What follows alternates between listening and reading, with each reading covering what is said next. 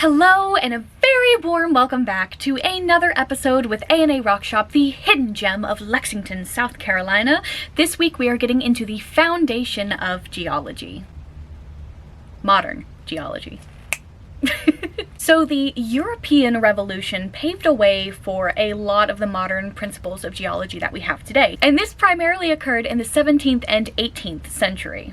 First up, one of our major contributors we're going to talk about is Nicolaus Steno from the mid to late 1600s, where he primarily did his work. His big thesis in ideology was that the surface of the Earth could change over time. He also suggested that the Earth actually chronologically layered itself, where the oldest layers are at the bottom and the youngest layers are at the surface. Next up on the list in the mid to late 1700s was James Hutton.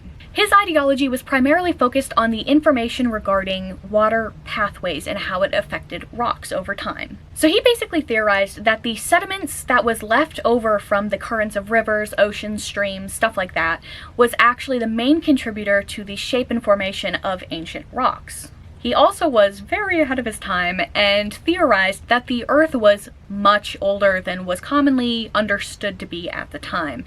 And this was actually through his understanding and research of how slow geological processes happened. So this brought about a huge movement that was very famous in the geological realm for a long time, known as the principles of uniformitarianism. In layman's terms, this basically just suggested that the processes of how the world functioned in the past is still how it produces in the present and will in the future. If you want to put it fancy, you could just say that the laws of nature supersede space and time. But simply put, the past is the key to the present. Funnily enough, despite how big this movement was, it was not well received at the time. This wasn't until someone said the same thing in their work. He was Charles Lyell, and he promoted the same ideas in his 3 works of books that he produced over a series of time. This was quite a big paveway for the geological realm because this was completely contradictory to the beliefs that previously were held. Speaking of that, predating this ideology was the idea that landforms and landscapes were actually formed through catastrophic means. And before the theory with James Hutton, supported by Charles Lyell, was actually the standing proposition from Abraham Werner and Georges Cuvier. But this was basically an evolutionary standpoint that was saying that the ways of the past are not of the present, that we evolved in the ways that we do and how nature works.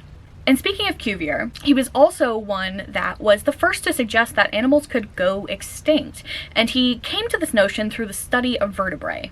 And because of the notions at the time, he also theorized incorrectly that new species formed through catastrophic means.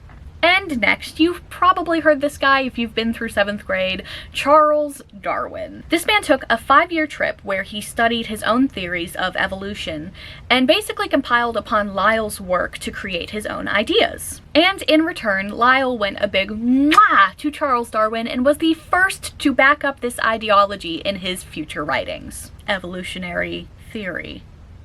Pun intended.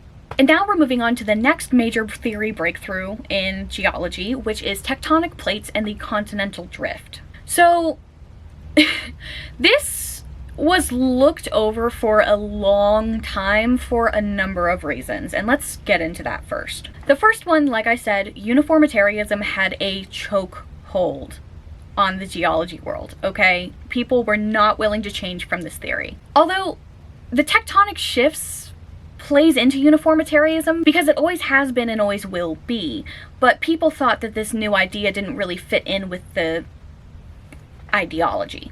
So that's the first reason. The second one is my favorite that I found. It was just plain overlooked. Took too long. People didn't notice, you know? It's like an inchworm crawling beside you. Like, where's he going? I don't know, you know? And the final reason was probably the best, most justifiable reason, was that all of the best evidence was underwater, and we didn't have the subnautical technology to explore that at the time.